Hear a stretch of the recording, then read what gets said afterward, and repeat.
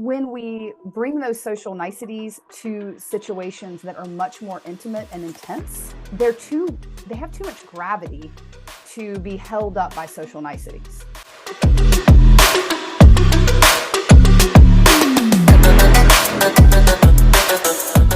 Okay, guys, April and Scott here with the Naughty Gym Show, and we have Catherine from Expansive Connection with us today. She is a counselor and a relationship coach and also does yoga to spice things up.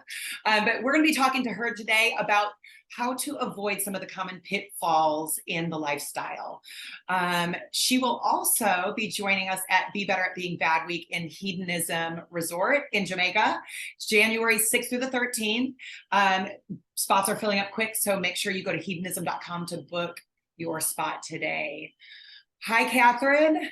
Hi, it's so good to be here with you guys. It feels like just yesterday we were in cold Tennessee doing our super fun winter saucy retreat. So I'm excited to be back with you. We still have people today that are talking about how amazing the session with you was in the Smoky Mountains. Well, and how we ended up doing couples yoga and everybody's crying. And I mean, it was an amazing, heartfelt experience. It was perfect. Just well, it was for me too. And to be able to hold that space and be able to kind of walk around the couples and witness the connection, because I came in toward the end of the week, right? And so you could really tell how much they had connected with each other through the activities that you all had put together, your beautiful programming. And so I got to come in and like put the sprinkles on top and get all the credit for that, like juicy love in our presentation and the couples yoga. But it was so beautiful to walk around and really see the heartfelt connection and the ways that they were looking at each other and holding each other, and the way that, and I'm going to say not them because I saw a football tours between you two. I think the way they're able to access. I had allergies. Allergies, sure, in January. Anyway, but just the emotion that was able to flow between, and it was just, I was like, I can't believe that this is my job. I'm so lucky. So anyway, I'm really excited to be here with you now, and believe me, I'm counting the days down to Jamaica. I can't wait to spend a week with the amazing crowd that you two create gather, and the agenda and the people you've created to bring together. I'm so excited. Well, thank you. Now, just real quick, have you been to Hedonism before? I can't remember. I have not. I've been to Jamaica, but not Hedonism. And I've been to Desire and Temptation. Been on a cruise. So I've done a lot of the lifestyle things, but I've never been to Jamaica. So this is a first time for me. I'm excited. You get to experience her first hedonism trip. I like it. All right. Well, we're going to talk about with you and a topic that probably needs 48 hours, not 1 hour that we're about to spend on it. But we want to try and run through some of the more general tips that you might give for people if they're looking to start in some version of an open relationship or consensual non-monogamy. Some of the biggest pitfalls that you've seen in your practice, things that people can avoid, those types of things. And we're going to start with the first topic, which is one that we have, or at least early on in our journey, struggled with a bit ourselves. I think we're much better at it now, but that's using your voice. It's a common phrase you'll hear in the consensual non-monogamy space. But talk to us about what that means to you, using your voice, and how that can either guide you down the right path or send you swerving off into a bad direction. Absolutely. Yes. And I wanted just to say before we dive into the first point, I love the agenda that you sent me. Those of you that are watching a little background, these beautiful overachievers sent me a very ambitious agenda for us to get through. So I just want to say that I've taken some notes and reflected on these questions. They're fantastic questions. And as you pointed out, Scott, I've taught 3-hour seminars on each one of these points. So if it feels a little bit brushstroke, what we're talking about, I just want to say that to the listeners, like, obviously it's going to be a brushstroke because we're covering some really in-depth information in a short way. So think of it as tempting nuggets. I definitely am not. I'm not just going to like tempt them and then they've got to like come see me. I definitely want to give you some takeaways. But if it feels like we're trying to solve way complex problems in like tiny little nuggets, yes, because that's the nature of the time we have. So I just want to point that out. These are We should say that if anybody is tempted by these nuggets, that they can either contact you directly if they want more personalized help, or they can come to Be Better Being Bad Week, where you're going to talk more in depth. Yes. And have a lot more time to work with you. I vote for both. I mean, it doesn't have to be either or. It doesn't have to be or. I think both. Yeah. Okay. So using your voice. There are so many challenges that people come up against with using their voice. But the one that I want to focus on today, and the one, honestly, that I think drives the challenge the most is people pleasing. And so much of our society, there's so many overt and covert messages about people pleasing and social niceties and manners and playing well with others and don't make anybody uncomfortable and things like that. And honestly, a lot of those social niceties are fantastic and they work really well to keep a lot of social situations moving smoothly.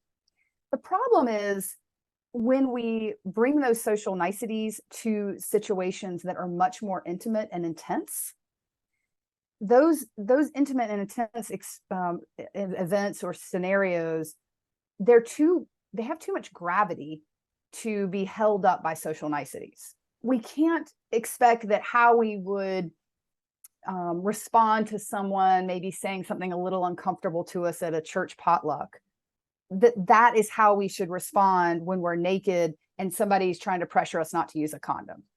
Can't we talk about what different worlds those are? Okay. So why in the world would you use your social nicety people pleasing skills with sweet old lady at the church picnic that you're not going to use that when it's your body and your sexual health and the trust of your partner and your partner's partners? You can't use the same tools there. Right. Yeah. And to interrupt, if it sounds like if somebody's new to this and they think, well, I would never allow anything to happen in a sexual environment, just people pleasing. I'm going to say what I want, do what I want. So it is not that easy, especially when you first start. Because I've heard more women say this than men, I think. I didn't use my voice. I'm a people pleaser. Do you hear that more from women than you do from men? Or do you feel like it's more 50-50? I'd say it's both, because I think it's a little different. I think the subtlety in how we're pressured to people please is different by gender, also different by where we grow up in this country or in other countries. There's a lot of cultural component. There's generational components that come into this. And so I think it's really important for people to acknowledge, do a little exploring. We're going to talk about this later as well, your own particular flavor of people pleasing. Because a lot of times, like people pleasing or even the word codependent, people have this image of it being often a woman, kind of meek, easily rolled over, kind of a doormat, putting everybody else's needs ahead. That's one version of people pleasing or codependency, but there are plenty of others. Sometimes for men, I'll hear it like, well, I shouldn't be that sensitive. I shouldn't care so much. I should just roll with it. If this woman wants to talk, then I should say yes. I should say yes to any legs that are open. And if I don't, there's something wrong with me. Like that's a version of people pleasing, right? Yeah. Scott has a little bit of, not that way, but he wants women to feel good, to have a good time. He wants, to boost their self-esteem. He wants to, and so that is, I guess, a form of people pleasing, but he's not meek or mild by any means. By any means, but even he wants their pleasure. Well, that he is then a person that is into pleasure, people pleaser, which brings me to the next point. And I like to have some simple phrases that people can use, because like you say, Scott, we think like, oh, that would never happen to me. And then we get in the moment and hormones are going and our IQ is lower and there's pressure and some drinks and she's really hot. And we need simple things that we can remember in the moment. So one of them is, you are not there to take care of anyone else's feelings or ego. You probably gain pleasure from building people up and making sure somebody, wanting somebody to see the beauty that you see in them. So you may have a really great way of complimenting a woman that like lights her up and like, you're like, yes, that feels so good. That's lovely. And it's a gift you can give to bolster her ego, but it is not your job. And that's the difference. Right. Because if we think it's our job, then we won't stand up and say, if we realize it's a gift, we don't go give gifts to every single person we see on the street. That's not our job to do that. A gift is something special that when it is safe and it's the correct and appropriate relationship, a gift is lovely, but it's not our job. Yeah, I've been in situations where, somebody will ask, "Hey, can I give you a kiss?" I'm usually fine with that. I don't need to feel like I would like to go now have sex with this person in order to kiss them.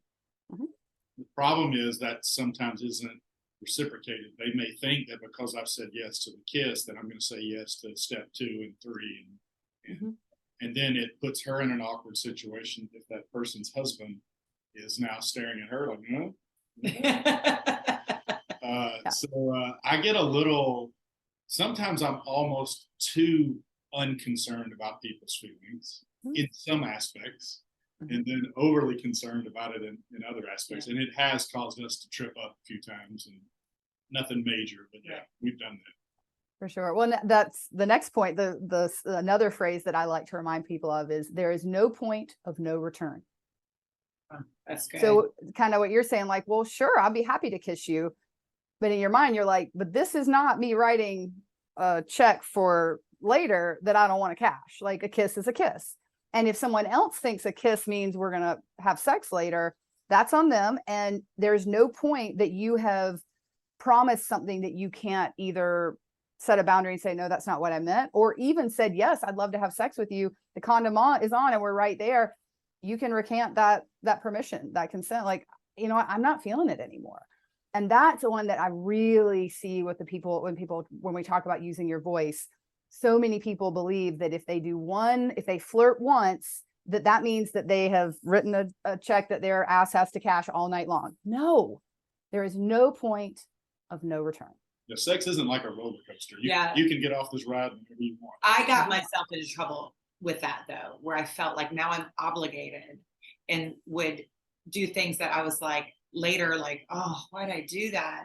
Yeah. And it was because I wasn't using my voice. Like, it's okay to say something, that you are not obligated to this person. Again, not your job to take care of their ego or their feelings. Obligations are, April, I'm really glad you used that word. Anytime you have if there's an obligatory overtone or you feel an obligation, that needs to become a barometer, a red flag for you. Like, wait, obligated to whom and for what? Wait a minute. And when you then put the smart part of your brain on that, you're like, no, I'm not obligated to them. I'm obligated to myself, my partner, my moral code, and that's about it. Right. So when you do need to use your voice, one of the other ways that I like to encourage people to see this as it's like when we're talking about nutrition. So I also have a nutrition and fitness background, and I used to teach some classes, like we called it the biggest winner instead of the biggest loser challenge, who gets to be the biggest winner of health. And we would talk about how when we're dieting, for instance, or we're changing our eating habits, when we focus on what we can't eat, it's such a bummer. And all we're thinking about is the sugar we don't get to have or the carbs we don't get to have, versus what do you get to add? How is this a benefit to you? Like, wow, how many colors can I get on my plate? When we're focused on that versus what I'm missing on my plate, there's just this big shift in our brains and our motivation. So one of the ways we say about how to make sure you use your voice, sometimes it can feel that way, like, oh, this is going to be so hard, I'm going to have to hurt people's feelings, I'm going to have to reject people, What I like to remind people is, when you set firm, kind, and clear boundaries, it's not just about protecting you. It's actually not only protecting, but it can even be seen as a gift to your partner and your potential play partners or romantic partners, whatever your style of non-monogamy is. Your kind, firm, and clear no's allow others to really enjoy your enthusiastic yes. And we all can think of a time that sex or a romantic connection got explosively better because of an enthusiastic yes. How great it feels when you can tell that person is so freaking into it. But if you never say no, if you never give boundaries, like, I'm really into this, but not that, it's harder for those people to trust your enthusiastic yes. So while we think saying no is a big old bummer, if we flip that and we're like, when you say no, they can trust your yes, then we can start to see the no as a positive as well. Like that. Yeah, and we've had some experiences where we've more or less said, most of the time, people will accept that. Now, it probably never feels good to have somebody turn you down, but these are, in general, very mature people that we're talking about. Usually, always, Outliers. yeah, outliers. But most of the people take that as an adult and say, well, I appreciate you saying that, and we'll move on. So you don't run the risk of causing as much heartache as you think you do. Yeah, I agree. You're not as irresistible as you think you are. Right. And also notice I use those 3 words. I repeated that: kind, firm, and clear. Yeah. So don't be a jerk about it. You can be kind, not nice, kind. Nice is like taking care of them. Kind is just like, again, using some of those niceties, if you will. Firm, this isn't up for debate. Well, I mean, I'm not so sure that I want to have full swap today. That's not firm. Like, and it's not clear. I'm up for full swap, or I'm up for soft swap. Yeah. I like to kiss, or I don't like to kiss. Clear and firm, not where there's like room for negotiation. That can really help. that's really good. Mm-hmm. Well, and another one that another sort of line that you alluded to that has kind of become a mantra for us is, if it isn't an enthusiastic yes, it is an absolute fuck, hell no, get away from it. There's no middle ground typically, or at least for us. That's the way we navigate. Mm-hmm. Right. And the more you have those kind, firm, clear boundaries, requests, no's, yeses, it just takes the static away. It takes it unmuddies the water. Everybody knows what they're working with. And then the other way I think about it, especially if we're talking about like sexual play and even in relationship structuring or romantic overtures, when we can come to the table as adults and set clear and firm, respectful boundaries where we sort of like, I always call it like being responsibly irresponsible. Like when we take the time to set the parameters well, then we can go in that playpen and have fun. We're not like, was that a yes? Was that a no? Should I like take the time to create the space so that you can get in there and let go. Isn't that part of it? Is being able to be chin down and be in our bodies and be sexual. We can't do that if we're worried about what the consent lines are. Did she really mean that? Or is he going to try something? We're going to stay too chin up. We want to get chin down. So use this chin up thing, your brain, to set the parameters so you can get in that playpen. Have fun. And I think something that's worked for us is because I've struggled more using my voice and saying no in our to other people in our private conversation. When he says, "So are you into this?" And I say, "I don't know, kind of." He knows that's a no. Mm-hmm. It took a while. Yeah. And he'll use he'll be my voice. He'll go, "Okay, that's a no. If you're not 100%, then, you can't ham and haw. And well, here's some positives, here's some negatives." And he's like, it's either yes or a no. Right. Well, and, I like to jump in. You guys let me do this and do a little coaching on the fly here. Another thing, Scott, you might be able to do to coach in that set scenario is be like, that sounds pretty wishy-washy, and then be quiet, and then let her go from, she knows if you say that seems wishy-washy, then it lets her go to that path from to then being able to state very clearly the nuance of her yes and the nuance of her no. Yeah. Because sometimes we can be like, well, that doesn't sound clear, so all of it's off the table. Well, then we lose some opportunity, right? So being able to take that, well, there are pros and cons, and then have his challenge to say, that seems a little wishy-washy. I'll wait for your final answer. Dun, dun, dun, right? He wants to be a millionaire. Then it can give her that chance it can give you that chance, April, to hone your skills on really understanding the nuance of your yes and your no. Well, and like you said, on the times where I have gone into a play session, or we have gone into a play session, and I've been crystal clear on where she was at with that situation, like she's either enthusiastically in, and we've set these clear parameters on what she wants, I want, then that allows me to relax, which is the one thing a guy needs to be able to do in a play session to perform, is to relax, not constantly be looking over his shoulder. Is she happy? Is that girl happy? Is this guy, the worry that something may or may not be going to plan or the way people want it is the biggest erection killer in a play session for a guy. Absolutely. Well, like when I was talking about chin up, chin down, you're either going to put the blood in the north head or the blood can go to the south head. It doesn't work well if it's trying to go to both.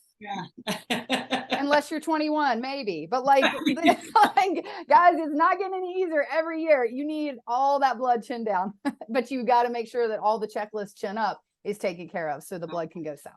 So that'll bring us to the second point, which is also incredibly broad. But that's avoiding common pitfalls. There's a million of them. When we first got into the lifestyle, we created a list of rules that could have filled a dictionary. And now that list of rules is much smaller. And that's fairly typical, probably. But no matter how many rules we put in place, we stepped on a few landmines here and there. What do you see are the biggest pitfalls that are maybe that you got the best tips for being able to avoid? Some of those things, if you've got 10 minutes with a couple that's about to walk into Hedo for the first time, here's some things definitely do not do. Right. Okay, well, I'm going to give a broad stroke first. One of the things that I think is fun to remember about our ethical non-monogamous, consensual non-monogamous journey, whatever way that we step into it, is it's a microcosm of how our unique personality shows up in relationship. The way we show up in this space is likely how we show up in other relationships. I mean, obviously not sexually, but just it can be a mirror, right? And so one of the things that I'll say right off, especially sometimes I get the couples, it's like a little bit like premarital counseling, like they come to see me before they do anything. And that's super fun because we really get to address some of this. And when I work with couples in that space, like when it's not crisis, they've stepped on the landmine and we're trying to do some triage and all that. When I get them at the beginning, a lot of what I'm doing at first is getting them to look in mirrors to know their own personality and their relational blind spots better, so their unique personality, their triggers, their motivations, their blind spots, their shadows. The way that shows up out in their regular world is very likely to show up in non-monogamy, but with a pressure cooker, because you got sex and feelings and rejection, and maybe the first time you've opened yourself to, in years and years and years. So it's all that with a pressure cooker. So I always encourage people to kind of really start the process of knowing themselves better, because then they're going to be less surprised at the pitfalls that they run into, because the pitfalls are going to be a little different for each of us. And I will get into some specificity, but I just want to say that broadly. So getting into coaching, doing Enneagram assessments, any of the personality assessments that show you those sorts of things, and then maybe working with a coach to say, how would this translate to non-monogamy? Then you go in a little less likely to be blindsided. Right. Yeah. Okay. But some of them, I mean, number one, like, don't get drunk. Like, don't, like, I get it. Social lubrication, you want your inhibitions to go down, but it is the rare person, in my opinion, especially at the beginning of this, when you're also creating, I call them the body drugs, all the stuff going on the inside of you that's creating all this excitement, like, it's kind of like your body's produced a bunch of cocaine inside of you, and then you're going to go drink a bunch of beer, and you expect that you should be able to navigate a brand new situation really well and stay tuned to your partner and the people you're playing with. Like, really? Come on, people. So watch the drinking, for sure. That may not mean, I'm guessing, do not ever drink alcohol in a play situation or a lifestyle situation. It just means keep it to where you've got your wits about you, that you can clearly think and make good decisions. Yes. And I really, honestly, this is one of the few places that the alcohol discussion, or any kind of recreational drug, but alcohol is the most readily available. This is one of the few places that I encourage people to have really rigid, concrete rules. And it's more like rules for themselves. So for instance, whenever I'm in one of those, I always will have a cocktail. I like liquor better than beer or wine. So I'll have a drink, and then it has to be followed by 2 12-ounce seltzers. So it's like 2 for 1, and to keep that ratio going. White Claw seltzers. What's that?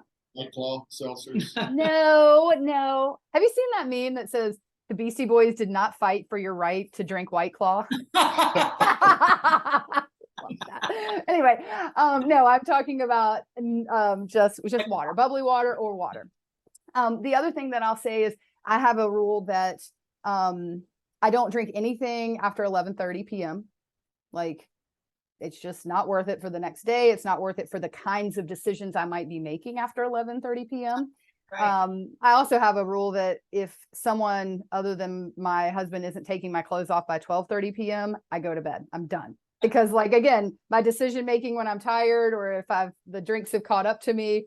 So those, I mean, I'm not saying that's what everybody should be, but that's something that I learned from experience, where I started to give myself numbers, like 1 drink to 2 waters, a certain time that I would drink or not drink. And then the other thing is, this is alcohol, but other things as well.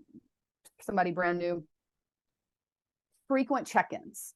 So what I always tell people is, every time you're in a lifestyle, especially a lifestyle like a, at Hedo or on a cruise or a hotel takeover, every time you go to the bathroom, you have a job to do other than pee. You need to get in that stall or stand at that urinal, stare at the wall, and you need to do a check-in. What is my sobriety like? When's the last time I've eaten? How tired am I? If I'm an introvert, have I had enough quiet time to really stay tuned into who I am? How clear do I feel about my partner? Do I feel connected with them? How am I feeling about that guy that's flirting with me at the pool? Am I just being nice, or am I really interested? So you get away, and you're going to go to the bathroom a lot anyway. Or if you don't need to go to the bathroom, but you just need a check-in, use the bathroom as your excuse. But every single bathroom trip should be multitasked. You need to be checking in. Then I'll tell couples, whenever one of you goes to the bathroom, the other one meets them. And as you're walking from the bathroom back, you're doing a quick check-in about what you assessed about yourself.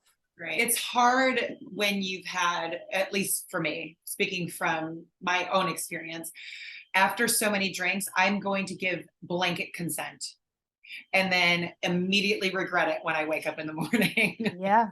And it's just not worth it. It's just because then the other thing is, not only are we, it's again, when people come to me ahead of time versus triage after a crisis, if you do that enough times, you have to then unwind the little t traumas that you created for yourself to have fun, to be able to be chin down and enjoy it, because you're like, you've created situations where you don't trust yourself in that way. Yeah. So again, we could spend hours on that one. I think we should stop. I think those are like the most important ones. And then let's get into 3 and 4. Yeah. So 3 is how to navigate the inevitable drama. Like, let's say you stepped on one of those landmines, and now one of you or both of you are feeling something. How do you go about when a situation turns south or didn't go as planned? How do you handle that with your partner? First of all, and this is no offense to you guys, I have a whole podcast with the We Got a Thing group about this. I hate the word drama. And I just want to say that ahead of time, because oftentimes I feel like that word is misused, when really people, I feel like they use it to describe what happens when people enter into intense and potentially triggering situations. Hello, non-monogamy, play sessions, whatever. And then they're surprised that other people or themselves have intense triggering reactions. Like, you guys, we got to pay to play. Like, we need to expect that this can happen. You need to expect that your partner, yourself, your potential playmates might get emotional or have a reaction for any number of reasons. And we've got, in my opinion, as a population, any of us that are engaged in this, especially those of us that are leaders in this, we've got to normalize this. This happens. There's nothing wrong with you. You're not a bad person. You don't have a diagnosable personality disorder. Like, you're in an intense situation, feeling things that you maybe haven't felt in 30, 40 years if you've been with the same person for a long time, right? So we need to normalize it, because if we don't normalize it, then when it happens, we're cut at the knees because we feel all this shame or embarrassment that we're having drama. And then it's even harder for us to access good tools to navigate that situation gracefully. So that's my soapbox. I will step off of it now, but I just want to say, please don't go around like accusing other couples of being drama. Right. Well, and I think as a community, approaching those situations with empathy, because it could be just a matter of time before you're triggered or, Yes, for sure. So when we expect it to happen, we can be more prepared. We want to work on responding instead of reacting. So I encourage, like you say, don't sit there and think this is never going to happen to me. I mean, when we got into this, I was so sure that my husband was going to be the jealous one. And, you know, being a good therapist and a good partner, I was like preparing him and like, I was just, you know, setting it all up, like so arrogant. Damn, did it slam me. I was the jealous one and it threw both of us. Yeah. And there was so much of that added extra because it blindsided us. Right. So I always tell people, don't think it can't happen to you, because then you're going to be blindsided and it's going to be this whole extra bit of work. So we want to respond instead of react. Viktor Frankl, was a wonderful author that's a Holocaust survival. His quote, "Between stimulus and response, there is a space. In that space is our power to choose our response. In our response lies our growth and our freedom." Yeah, that's good. So the best way to avoid, quote, drama is to expect triggers and emotions, slow down so that you don't react out of old maladaptive patterning from when you were a kid or in previous bad relationships, and learn to use better suited tools to respond. Yeah. Now, what are those tools? Again, workshops that I teach, you know, like there are lots of different tools, again, that we try to personalize for each couple, but being able to slow down so that you don't just react is what's going to keep you from being that couple that has that big knockdown, drag out fight on the dance floor that all of us think when we hear drama Right. at an event, right? Would you think it would be safe or a good idea that anytime you're at an event, party, resort, wherever, and one or other of your partnership comes to the other one with any sort of comment that might be a red flag, like, hey, I don't know, I didn't really like this, or this person over here is any potentially negative comment, is the time to, as a unit, then pull out of the situation, at least temporarily, maybe permanently. Mm-hmm. Just say, okay, well, let's step back for a second, slow down, and talk about this, because we have been guilty of, in those situations early on in our lifestyle journey, of going, we'll just push through. We got this. Yeah. Kind of thing. Yeah. Which is always a mistake. Uh-huh.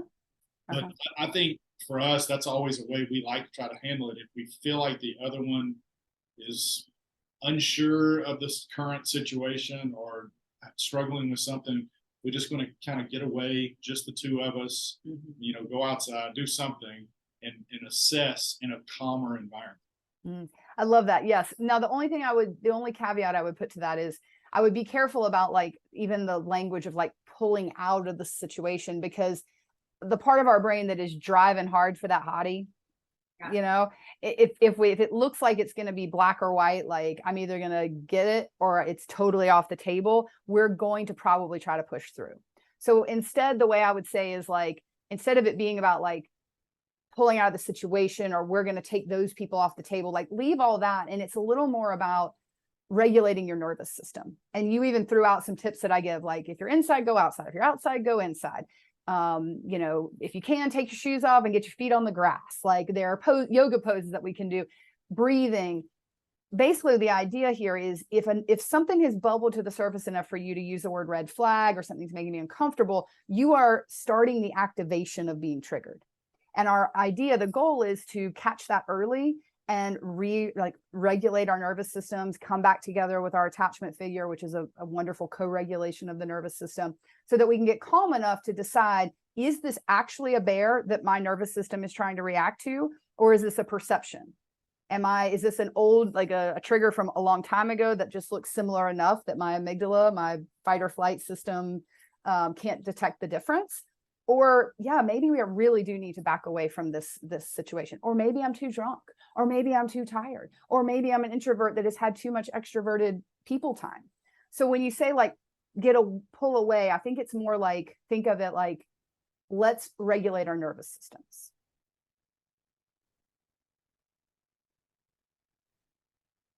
All right. Next is a big one.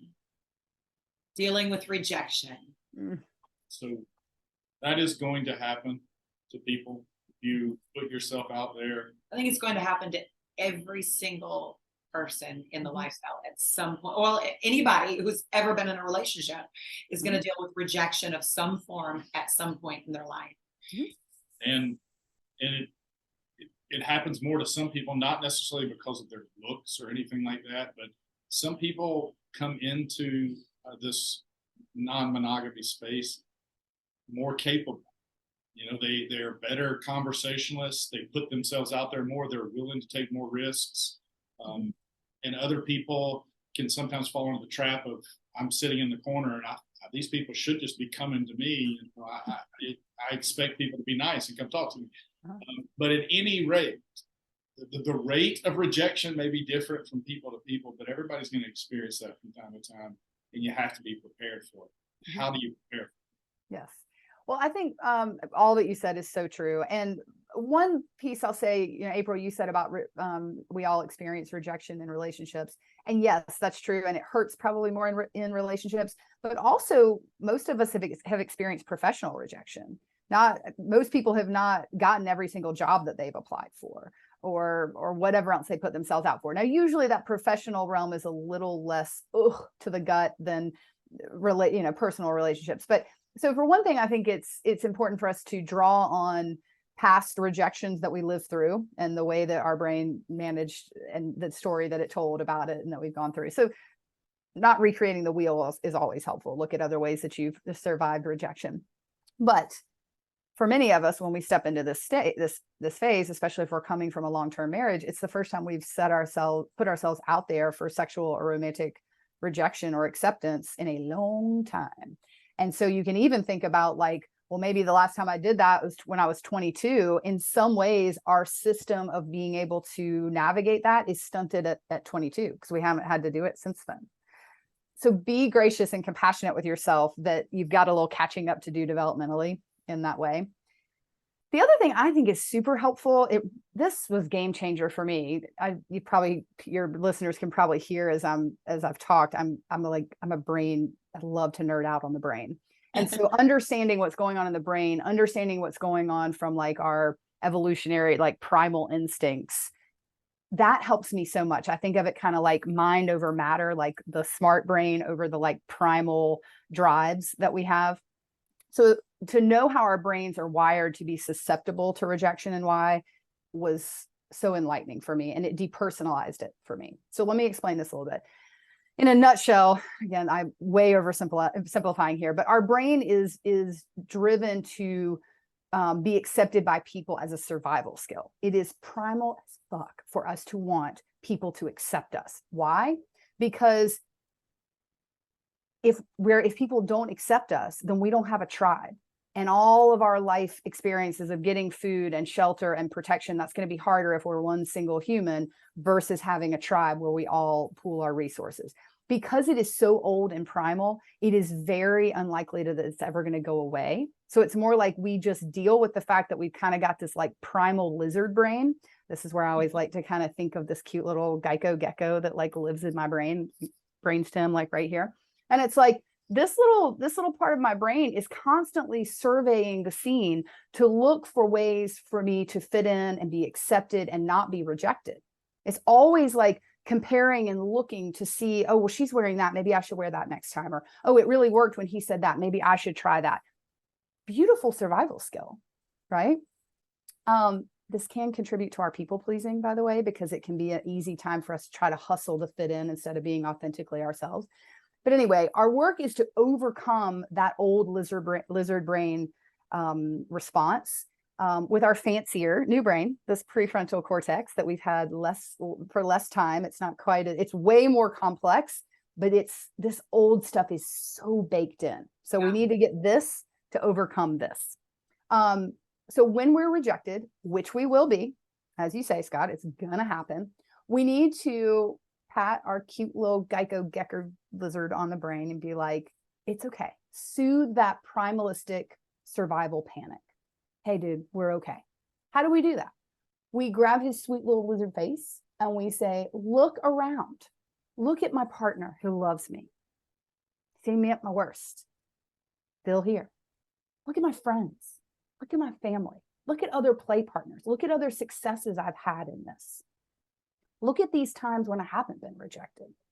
Our survival is not actually at stake, cute little lizard. I'm okay. Yes, it sucks that hottie doesn't want to rub his hot parts against my hot parts. that sucks, but it's going to be okay. Thank your gecko for its desire to keep you alive, and say it's okay that we freaked out for a second. You guaranteed my survival. Thanks, little dude. Now, can you move on so I can go look for a new hottie to rub my parts against? Well, That helps me. Yeah, I like that. and your ability, the awareness that you're going to be rejected, Mhm. and the acceptance of that is probably going to make you more successful in the lifestyle and the number of people you do end up playing with, because it will release you of some of the fear of continuing to try. Absolutely. The more you try, the more people, the more times you put yourself out there, the more people you approach, you know, the more times people are going to say yes. And, The numbers game. that's exactly right. And another thing that I think, sometimes the fear of rejection, sometimes you look at people and go, I don't think they'll ever be interested in me, so I'm not going to try. Right. And I can't tell you how many conversations we've had about how our opinions of people are so driven by how we relate to them versus how we look at them. Appearances. Yeah, their appearances. I mean, sometimes that first appearance, you know, you see somebody that's super good looking, that can be what initially draws you to them. But I'm not sure that we have ever had a play session that wasn't ultimately driven primarily by how we related to the people after we met them than it was by what they looked like when we first met. Absolutely. Absolutely. I mean, of course we're going to be driven by physical looks and physical attraction, but I can think for sure of at least a handful of play partners over the years that I literally was like, I remember this one at a pool party, and I looked across the way, and I remember thinking like, I don't think he's attractive. I actually thought that, like, before I could even like stop myself from being like, that was a really shallow thing to think, but I thought it. And then I went up to the room to get a cup of coffee, and I came back down, and lo and behold, my husband is like in like stage 10 flirt with said guy's wife. And I was like, oh shit. Right. And so I kind of like come up, and I'm like trying to be like nice, but not want to give him the wrong idea. Right. I say something kind of like, not like just kind of silly, just being silly and sarcastic. And damn if he didn't like come back with the best witty comment. And I was like, whoa. I mean, I remember like my head hurting. I like turned my mind so quickly, and I was like, Yeah. do that some more, and we had this unbelievable witty banter. And by the end of the night, we hooked up, and it was one of my favorite play sessions. He's one of my favorite people to like talk and banter. And then it turned into such a sexy space that I would literally, just from across the pool, I would have been like, no way. Yeah. Good lesson. And the opposite happens. We've had one very clear case of where we saw a couple and thought, all right, let's get a drink and head right that way. And within 5 minutes of that conversation, and I'm talking, this was an incredibly attractive couple. Mm-hmm. One of those that you're like, oh, I don't know if they'll be interested in this. And within 5 minutes, we were doing everything we could to bail out of that situation, because they were two of the most obnoxious people we've ever. They knew they were good. They were that stereotype that they knew they were attractive, and they just put themselves on a pedestal and was beating everybody around the pool down. And yeah. all of a sudden, what were nines turned into threes at best. And yeah. You lose that attraction. Well, and to bounce back to a couple of points before, one of the things I'll coach people with when they're worried about that rejection, or they've experienced some rejection and they're not sure what they're doing quote wrong in their experiences in ethical non-monogamy. A lot of times we go outside of their sexual or non-monogamous life and look at where they do succeed. What areas and scenarios do they tend to have good relationships with people? Is it their humor? Is it that they're great at researching things? Are they better in a quiet scenario or a loud one? Are they better one-on-one? Are they, some of those things where we look at how they succeed outside of this, and let's see how we can then take that unique combination and then turn it into an asset in the lifestyle. And that can be really helpful. Yeah, it's great to think this is connected to what you're saying. It's great to go into these situations knowing exactly what you want, so you can better aim your target at that thing. Yeah. I can't tell you how many on the way to different like dates or especially events, like, you know, something like being better at being bad. Like I could totally imagine, you know, if my husband and I were rolling up to that, just, you know, as guests on the airplane, he would have had to sit through Catherine's, so what are your goals for this trip? Like little like nerd out. And he would kind of be like, oh my God, this is what it's like to be married to a counselor. But we would have these great conversations where we were able to say, you know, I'm more interested in, I really want to do more solo play this time. Or like, man, you know, we've been playing separately a lot. Like, I really like to have a great foursome or a great sixsome. Like, and again, it's not like that's all we're going to do. But if we say this is something I've been craving or we haven't had enough of, or it's a new experience I'd like to try, then we may need to pivot and shift our usual way of interacting at an event so that we can look for ways to set ourselves up for success.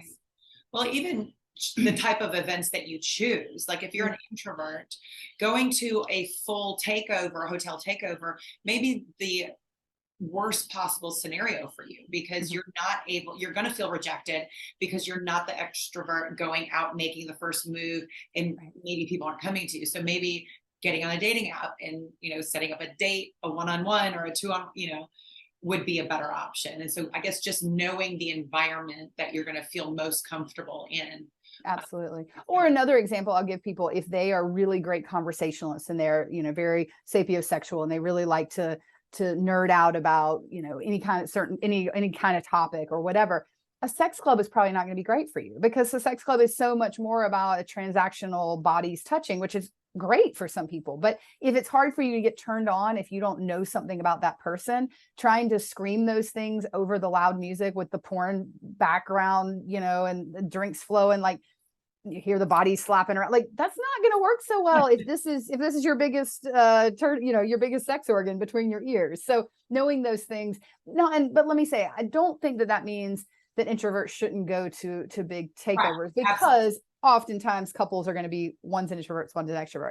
But managing your energy, so, you know, an introvert knowing that if they're going to go to a 7-day takeover, I mean, I've literally helped people. I remember this one woman, I helped her create a schedule for every day that she was there about how she could go and have these blocks of time. And I was like, imagine that you have 2 plugs in your hand.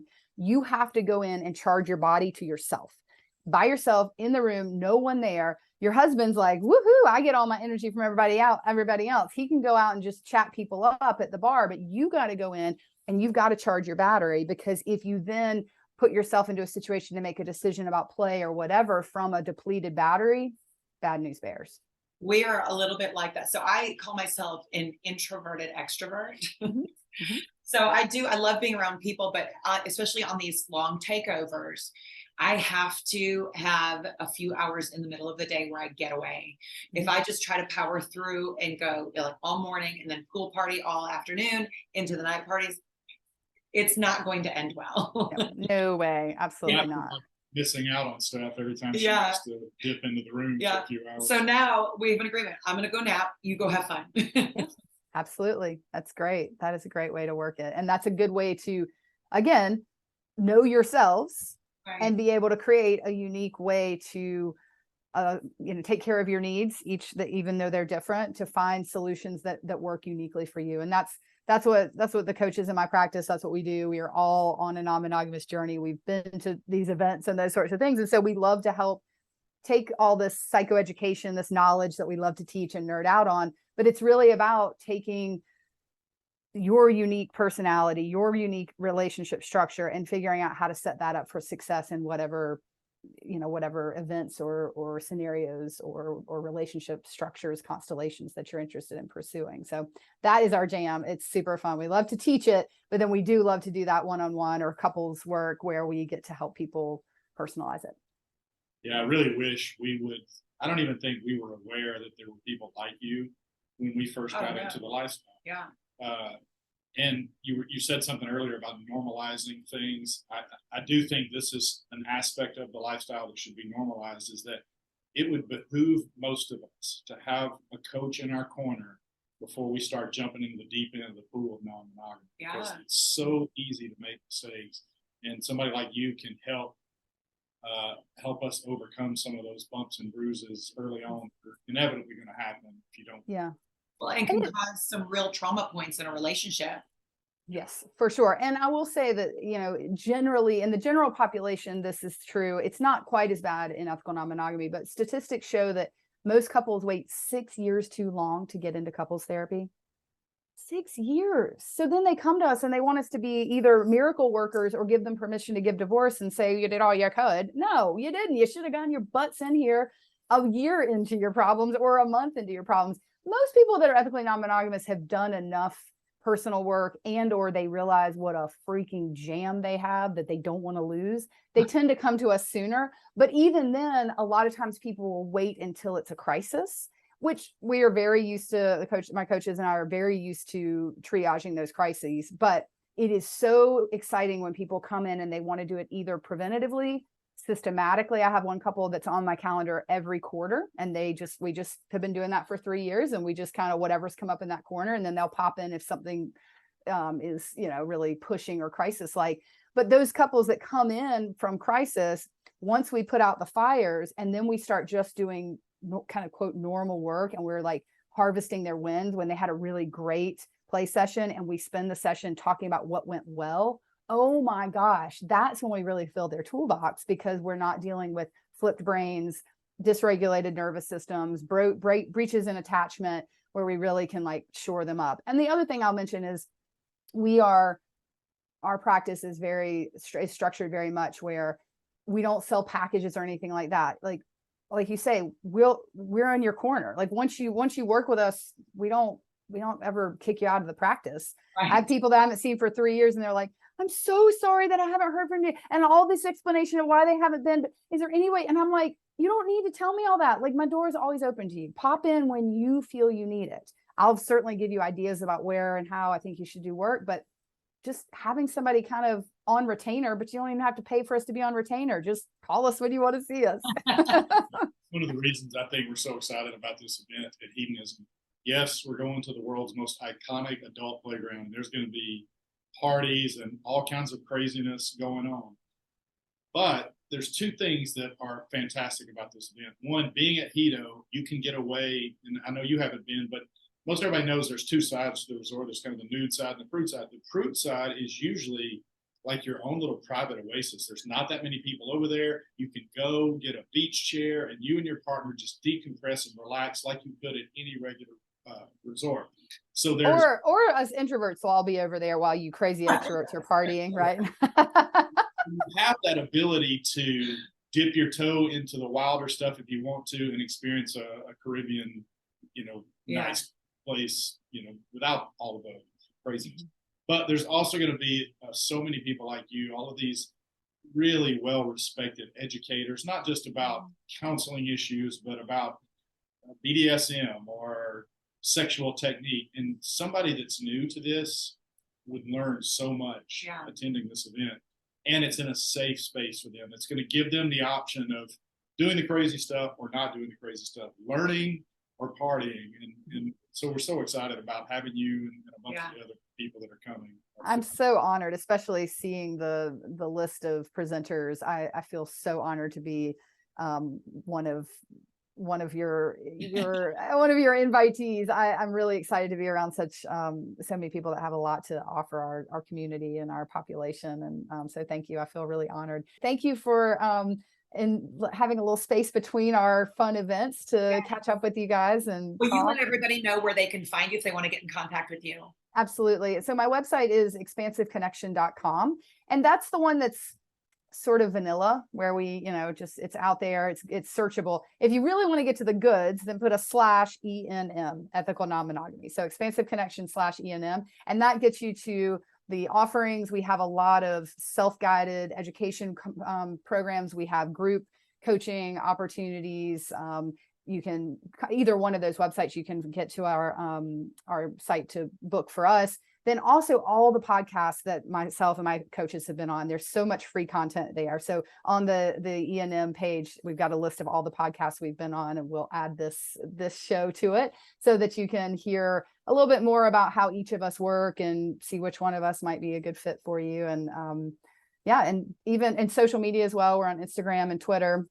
we put a lot of free information out on that to further educate and get people thinking. So please follow us and send us a DM or book a session.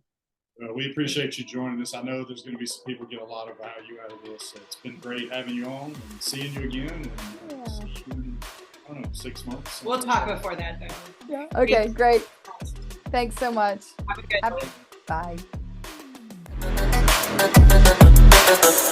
Bye.